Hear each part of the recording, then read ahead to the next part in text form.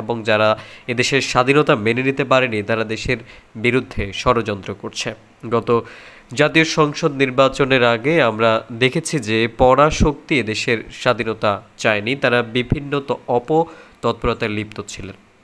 নেত্রী শেখ হাসিনার বুদ্ধিমত্তায় সব ষড়যন্ত্র পরাজিত হয়েছে, তারা লেজ গুটিয়ে নিয়েছে। তিনি বলেন, প্রধানমন্ত্রী শেখ হাসিনা দেশকে সামনের দিকে এগিয়ে নিয়ে যাচ্ছেন, দেশের উন্নয়নের সঙ্গে তাল মিলিয়ে সবাইকে সাথে নিয়ে রাজশাহীকে আরও সুন্দর ও উন্নত করা হবে। মহানগরীর আয়তন অনেক গুণ বাড়তে চাই।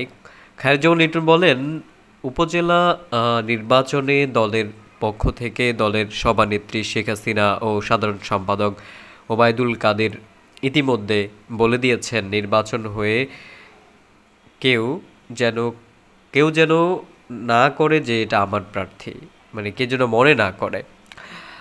কারণ বলা হয়েছে, গ্রহণযোগ্য জনগণের কাছে জনপ্রিয় মানুষের জন্য কাজ করেন, তার অধিকার আছে নির্বাচনে দাঁড়াবার।